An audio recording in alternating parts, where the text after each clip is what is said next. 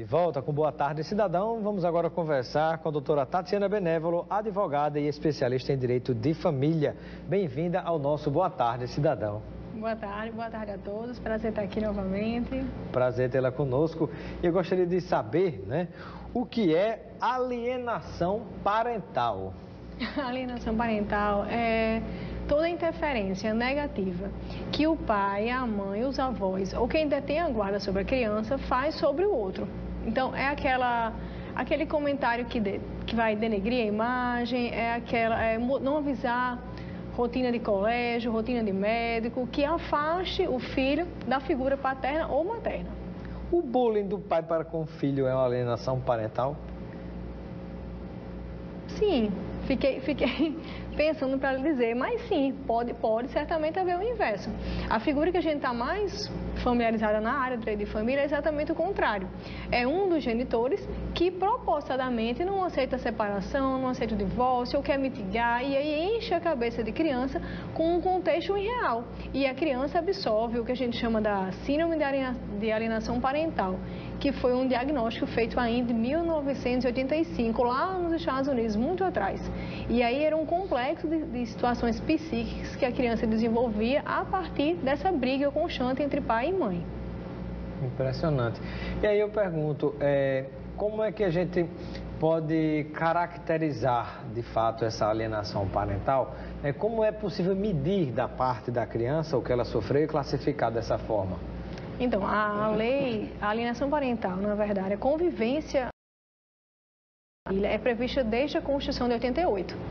Porém, a figura da alienação parental surgiu no nosso ordenamento em 2010. E aí ele traz alguns exemplos taxativos sobre o que seria. Então, eu vou denegrir, vou fazer uma campanha maciça contra o pai ou contra a mãe, eu vou mudar, eu vou fazer uma denúncia falsa. Eram situações taxativas que a lei trazia. Em 2017 houve uma alteração. E aí agora, qualquer interferência negativa que cause alguma doença na psique da criança já é uma alienação parental. E aí o juiz pode, de ofício, no curso de um processo de divórcio, já apurar que há um crime de alienação e tomar as medidas cabíveis. Quais seriam as medidas? O juiz pode multar o pai ou a mãe que aliena. O juiz pode, inclusive, mudar a guarda. A guarda era do pai, passou para a mãe. E a partir de 2017 o juiz pode mandar prender. Passa a ser crime.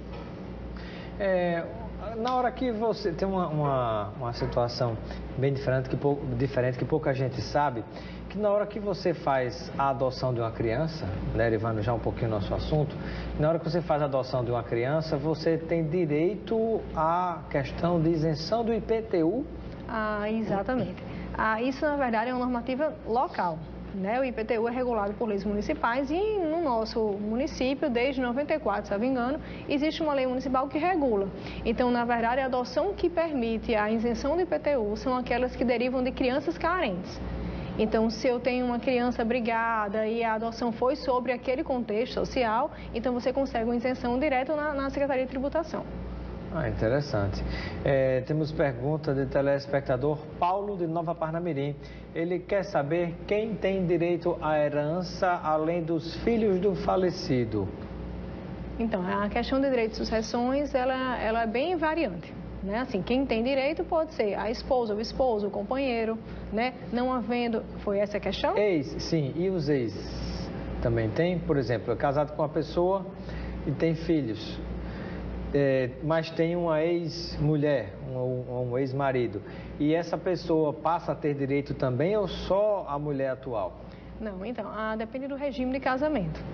Existem 4 formatos, assim, no Brasil é muito comum a aplicação de 3. Separação, comunhão e a comunhão universal de bens. Então, depende da forma do sistema de pagamento de casamento que foi negociado lá quando foi feito o casamento civil e religioso. Então, é possível que a minha ex herde alguma questão no patrimônio, se for comunhão universal, se tiver várias implicações, porém, no divórcio, geralmente essas questões são pactuadas, porque eu não posso fazer a herança de pessoa viva. Então, eu só posso negociar isso no momento da morte da pessoa. Se eu já estou separada dela, então subentende-se que a negociação patrimonial já foi feita em um primeiro momento. Então, assim, quem são herdeiros? Necessários os filhos e os cônjuges. Pergunta da Daniele, que está em Lagoa Nova, ela gostaria de saber se a união estável dá direito nesse sentido aí, a questão dos bens na hora do falecimento da outra pessoa. Sim, a união estável, desde 88, é casamento civil. Tem os mesmos direitos, as mesmas obrigações, a questão sucessória, previdenciária, a gente recebe sempre essa consulta. A companheira também tem direito previdenciário sobre o companheiro falecido? Com certeza. Naturalmente, assim, o INSS é diante de uma união estável, ele procura, na verdade, averiguar se atende aqueles requisitos comuns jurídicos da união estável. Porém, é um pouquinho mais dificultoso, mas o direito é o mesmo. A companheira e a esposa têm amplo direito sucessório e previdenciário e alimentar. E o que é que caracteriza a união estável? A união estável é qualquer relação que seja publicamente reconhecida como um casal e uma família. Antes, há uns 3, 4 anos atrás, sempre se ponderava a questão do tempo. Eu preciso passar 2, 3, 5 anos com a pessoa? Não. Nós hoje temos um consenso na jurisprudência que entende que se eu tenho uma relação aberta, onde eu apresento o meu companheiro como tal, ele é minha família e passa a ser uma união estável. Por isso que muito se comenta hoje sobre a ideia do contrato de namoro, de você fazer previsões antecipadas para evitar caracterizar uma união estável. O que é... Não precisa coabitar, né? Não precisa manter uma ligação econômica, basta que os componha um núcleo familiar. O que é abandono afetivo? Abandono afetivo está muito ligado também com a questão da alienação parental. O abandono afetivo está naquele pai, naquela mãe, nos avós ou quem tem a guarda de uma criança que não dá assistência material e emocional. O abandono, na verdade, não é só do ponto de vista financeiro, não é só o pai que deixa de pagar a pensão. É o pai que não exerce a guarda compartilhada, é o pai que não faz a visitação regular dos filhos e que não participa da vida deles. É um abandono afetivo.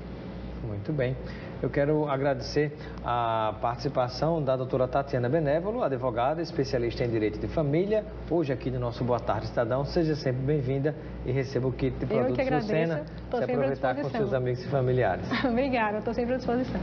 Ficamos por aqui com Boa Tarde Cidadão. Continue ligado na Band e Natal. Vem aí o Nordeste Gente e Luiz Almir. Um grande abraço e até amanhã. Boa Tarde Cidadão.